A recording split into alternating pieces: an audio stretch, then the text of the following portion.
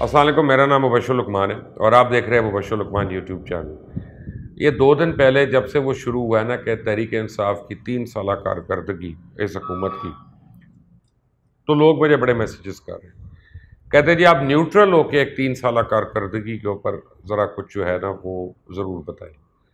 और खुदा को हाजिर नाज़िर जान के। मैंने कहा यार 3 साल छोड़ दो, जो अगले 3 महीने हैं वो पाकिस्तान के लिए बहुत ही इम्पोर्टेंट है। और कहना तो नहीं चाहिए, लेकिन वो जिसे कहते हैं ना आर या पार वाला टाइम आ चुका है पाकिस्तान में। और अभी तक वो पाकिस्तान, हुकूमत पाकिस्तान समझती है कि वो बहुत अच्छा कर रही है, बड़ी तरीके से वो हैंडल कर रही है इसको, अफ़गान इशू को। मेरा नहीं ख्याल कि वो सही कर रही है। उसकी जो प्रायोरिटीज़ है ना वो मुझे समझ नहीं आती। अच्छा, एक तरफ हम कहते हैं कि जी अमेरिका को हमने इजाज़त नहीं देनी कि हमारी एयर स्पेस यूज़ करें और वो कहीं पे भी जाए, लेकिन कल या परसों जो भी हमला हुआ हमने देखा कि वो अमेरिकन्स ने पाकिस्तानी स्पेस को यूज़ किया। आपको मैं दिखा सकता हूँ, वो सारा यूज़ हुआ। हम चुप बैठेंगे क्योंकि जो हमें पता नहीं है उसके ऊपर हमें कोई प्रॉब्लम नहीं है, हम वैसे सोशल मीडिया पे एक दूसरे से लड़ाई करते रहेंगे। लेकिन अगर फ़र्ज़ करें, फिर मैंने ये सोचा कि 3-4 बातें, ज़्यादा लंबी बातें नहीं करनी चाहिए, 3-4 बातों की लिस्ट मैंने बनाई कि अगर मैं इस वक्त हुकूमत में होता किसी भी ओहदे पे,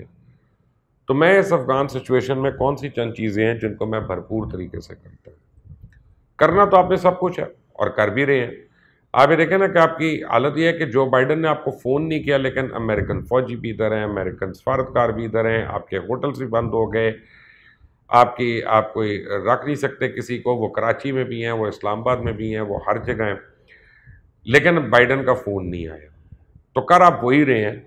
कि जो अमेरिका चाह रहा है कि आप करें। तो इसलिए अब कुछ बातें हमें अपनी भी मनवानी चाहिए बीच में। अभी भी हम मनवा सकते हैं। अगले 1 महीना तो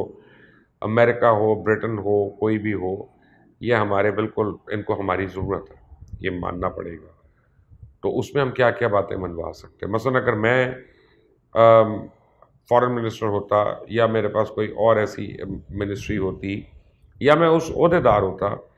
तो मैं सबसे पहले तो ज़ोर लगाता कि डॉक्टर आफिया सिद्दीकी को अब रिहा करो, क्योंकि बहुत ज़्यादा हो गया। देखिए, मैंने इस पे बहुत कम प्रोग्राम्स किए हैं, डॉक्टर आफिया के ऊपर मैंने ज़्यादा नहीं किए। मैं हमेशा एक बात ये समझता रहा कि जी अगर किसी मुल्क का कानून कोई टूटा है या कुछ हुआ है तो हम बीच में बोलने वाले कौन। लेकिन सच्ची बात यह है कि हमें यही बताया गया कि वो तालिबान की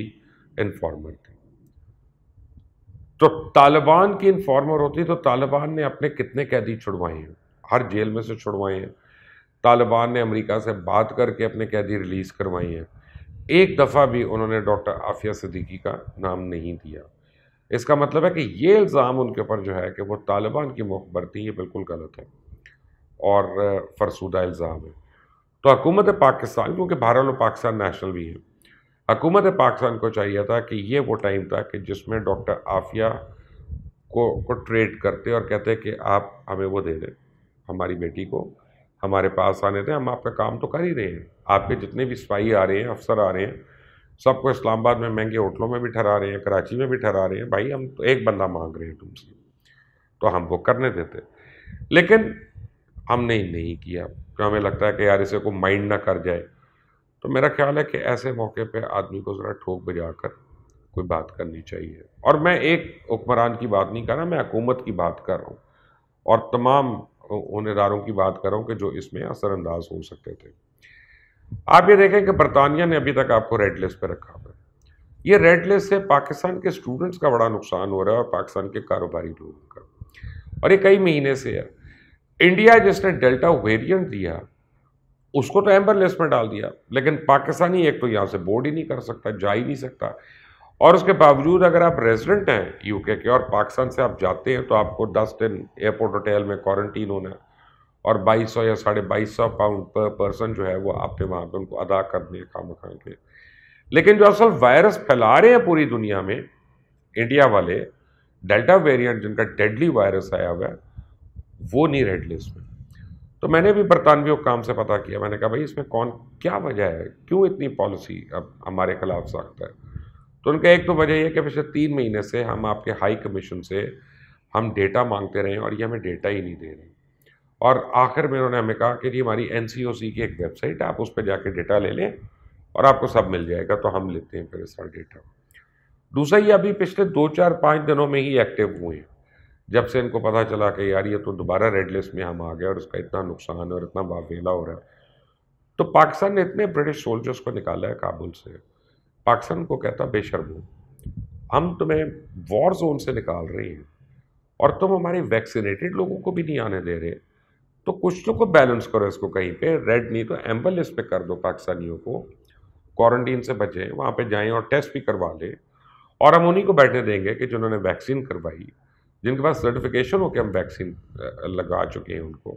لیکن ہم نے اس کے اوپر کوئی ایفرٹ نہیں کیا، نہ پاکستان فورن آفس جو ہے اس کے اوپر ایک بات ابھی تک انہوں نے کی، اگر کی ہے تو مجھے نہیں پتا، مجھے ضرور گائیڈ کریے گا اگر انہوں نے کی۔ نہیں بات کی تو پاکستان فورن آفس نے یورپین یونین سے بھی بات نہیں کی کہ آگے پیچھے تم ہمیں بلیک لسٹ کرتے رہتے ہو، کبھی ہمارے خلاف تم اپنی پارلیمنٹ میں کچھ کرتے رہتے ہو، کبھی تم ہماری ایئر لائن کے اوپر بین لگا دیتے ہو، کچھ کر دیتے ہو، لیکن اب وہی بینڈ پائلٹس ہیں، وہی بینڈ ایئر لائن ہے، وہی جہاز ہیں، اور ان کے پیچھے پڑے ہو، منتیں کر رہے ہو، ڈبل پیسے دے رہے ہو کہ جی جاؤ کابل سے بندے نکالو ہمارے اور پلیز لے آؤ۔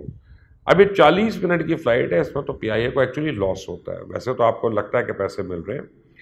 لیکن لاس اس لیے کہ 40 منٹ میں جو انجن سائیکلز پڑتے ہیں یہ آپ کو 777 کو یا ایئر باس کو، تو یہ تو آپ کو پائلٹ بہتر بتا سکتا ہے، یہ پی آئی اے والا وہ بہت آپ کو ایونچولی اس کا نقصان ہے اگر آپ ایک مہینہ اسی طرح اڑاتے رہیں تو ہمیں تو یہ چاہیے تھا کہنا کہ ہمیں تم پیسے دو، اور ہم ان کو کابل ایئرپورٹ سے اٹھا کے ہم یورپ میں اسی ملک میں لاتے ہیں جس سے ان کا تعلق ہے، اگر وہ برٹن سے ہیں، جرمنی سے ہیں، فرانس سے ہیں، کہیں اور سے، تو ہم وہاں پہ لا کے کریں تاکہ ہمارے اوپر تم یورپ کا اسپیس بین جو ہے اس کو تو ختم کرو نا، ہمارے اوپر وہی پائلٹس ہیں اور وہی جہاز ہیں، اور جس کے لیے تم تہنیت نامے بھیج رہے ہو اور شکر کر رہے ہو اور تم کہہ رہے ہو شکریہ بہت بہت اینڈ تھینک یو پی آئی اے، لیکن اپنی ایئر اسپیس پہ نہیں آنے دے رہے ان کو کہہ رہے ہو کہ کابل سے اٹھاؤ اور ان کو یہاں پہ لے آؤ، یہاں سے برٹش ایئر ویز لے جائے گی ان کو، یہاں سے ان کو کوئی اور لے جائے گا، تو یہ بالکل ہی ایک انفیئر قسم کی بات ہے۔ چوتھی چیز اگر میں کرتا ان سے تو آئی ایم ایف نے پاکستان کو $2.7 بلین کی ایک ٹرانش دی ہے، لیکن میں آئی ایم ایف سے کچھ نہ کچھ قرضے ویو کرانے کے لیے ضرور بات کرتا ہوں، ان کے تو اپنے کئی 100 بندہ وہاں پہ پھنسا ہوتا جن کو پی آئی اے نے ایویکویٹ کروایا کابل سے، اور میں ان سے کم از کم ڈیفرڈ پیمنٹس پہ لے کے آتا یا کچھ کرنے کی کوشش کرتا۔ میں فائنینس کا آدمی نہیں ہوں، لیکن اتنا مجھے پتا ہے کہ جب جان پہ بنی ہوتی ہے نا تو بڑی بڑی ڈیل سائن ہو جاتی ہے۔ آپ دیکھیں کہ ہم نے ایفرٹ ہی نہیں کیا، ہم ایک جنرل مشرف کو ہم بلیم کرتے رہتے ہیں کہ یار اس نے ایک فون کال کے اوپر پوری امریکہ کی ہر بات مان لی، لیکن ابھی ہمیں فون بھی نہیں آیا، ابھی تو وہ ایک فون کال بھی نہیں آئی بائیڈن کی ہمیں، جس کو ہم اتنا ذکر کر رہے ہیں، لیکن ہم جو ہے وہ ہر بات ان کی جو ہے وہ مانے جا رہے ہیں۔ جب جو بائیڈن کا ہر کام پرائم منسٹر سے بات کیے بغیر ہو رہا ہے تو پھر اس کو بات کرنے کی کیا ضرورت ہے؟ اس کو کیا ضرورت ہے کہ وہ کچھ لو اور کچھ دو کی پالیسی پہ آئے، کیونکہ ہم تو دے ہی جا رہے ہیں، ہم تو ان کو خدمت کری جا رہے ہیں، کوئی اس میں کوئی پرابلم نہیں ہو رہی ہمیں۔ امریکہ مشکل میں پھنستا ہے تو ہم ہمیشہ بڑے دل کا اور فراخ دلی کا مظاہرہ کرتے ہیں، لیکن آج بھی جتنی باری پاکستان پھنسا ہے کبھی بھی مشکل میں امریکہ نے ہماری مدد نہیں کی۔ اب دیکھیں آج ایک اور رپورٹ شائع ہوئی ہے ویسٹ میں، آج یعنی کل شائع ہوئی ہے، ایکچولی کتاب ایک شائع ہوئی ہے، اور اس کتاب کے اقتباس میں ابھی پڑھ رہا تھا، میرے پاس پوری کتاب مجھے ہاتھ نہیں لگی ابھی، وہ پاکستان نہیں آئی وہ ابھی تک۔ اس میں کہتے ہیں کہ جو ہندوستان میں بمبئی کے اندر جو اٹیک ہوا تھا، ٹیررسٹ کا اٹیک ہوا تھا، جس میں اجمل قصاب کا نام آپ کو یاد ہوگا، کہ وہ انڈیا اور اسرائیل کی ملی بھگت تھی، وہ انہوں نے پلان کیا تھا پاکستان کو بلیم کرنے کے لیے اور امریکہ کے علم میں تھا، اور تم اس کے اوپر جو ہماری تنظیموں کے اوپر تم نے پابندیاں لگا رہی ہو، جو فلاحی تنظیمیں ہیں، جو کئی ارب روپے کے ہسپتال چلا رہی ہیں، رفائی ادارے چلا رہی ہیں، تم ان کے اوپر الزام لگا رہے ہو، تو بھائی کچھ تو شرم کر لو، آج اس کو تو کھولنے کی اجازت دے دینی تھی، وہ نہیں کرنا۔ تو پلوامہ کا تمہیں پتہ چل گیا کہ وہ جھوٹا آپریشن تھا، اور وہ خود انڈین انٹیلیجنس کا بہت بڑا ڈیبیکل تھا، لیکن اس پہ چپ کر کے بیٹھے۔ پھر انڈیا کے جھوٹ کو کہہ دو کہ جھوٹ ہے، جب وہ کہتے ہیں کہ جی ہم نے F-16 کو گرایا، تو تم ویسے تو کہہ دیتے ہو، یعنی کوئی کمپنی والا کہہ دے گا کہ F-16 بنانے والا کہ نہیں پاکستان کے F-16 ثابت ہے، لیکن اسٹیٹ ڈپارٹمنٹ والا یہ نہیں کہہ رہا کہ ہندوستان جھوٹ بول رہا ہے۔ اور جھوٹا کلیم کر رہا ہے، تو کہیں تو پاکستان کو آ کے کوئی تو پکڑا ہی دو۔ اور یہ میں سمجھتا ہوں کہ ہمارا فورن آفس جو ہے کچھ معاملات میں بالکل ہی زمین پہ لیٹ گیا ہوا ہے۔ ان کو شوق ہے صرف سوٹ پہن کے ٹائی پہن کے ہمارے فارن منسٹر کو اور محمد یوسف جو ہیں ان کو انگریزی بولنے کا، لیکن ایکچولی جو پاکستانیوں کے حق میں بات کرنے کی چیزیں ہیں وہ تو یہ ٹوٹلی نگلیکٹ کر رہے ہیں۔ اور آج دیکھیں مودی کا بیان آیا، اس کو سومناتھ کا مندر یاد آ رہا ہے۔ وہ کہتا ہے کہ جی یہ محمود غزنی جو ہے یہ کتنی باری آیا ہندوستان اور ان علاقوں میں آیا، لیکن ہر باری واپس چلا گیا، کبھی مورتی لے کے تو کبھی کچھ کر کے، رکا نہیں یہاں پہ۔ تو نریندر مودی صاحب وہ آیا نہیں، وہ آیا اور آپ کو بڑا کٹ کے گیا، اور جتنی باری وہ آیا 17 باری اس نے آپ کو ڈھیر کیا، 17 باری اس نے آپ کو ننگا کیا، 17 باری اس نے ثابت کیا کہ آپ کی کوئی حیثیت نہیں ہے۔ اور محمود غزنوی ایک ایمپرر تھا، ایک کانکرر تھا، اس میں بھی کوئی دو رائے نہیں ہے۔ آج آپ ان کو طالبان سے اگر ملا رہے ہیں تو یاد رکھیں طالبان ہندوستان نہیں آئے ہیں، طالبان نے اپنا ملک جا کے لیا۔ آپ یہ ان کو نہیں، امریکہ دوسرے ملک میں آیا ہوا تھا، وہ تو اپنے ملک میں تھے، وہ تو اپنے ملک کے لیے لڑ رہے تھے۔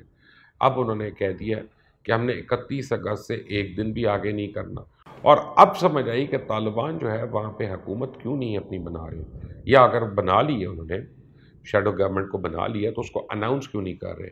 کیونکہ وہ نہیں چاہتے کہ امریکہ کے جانے سے پہلے کوئی اناؤنس ہو تو ان کے جو ناقدین ہیں وہ کہیں گے کہ یہ امریکہ کے ساتھ کو ملی بھگت انہوں نے کر لی، اور انہوں نے دیکھو ان کے ساتھ ان کے جانے سے پہلے حکومت بھی اناؤنس کر دی اور بنا لی۔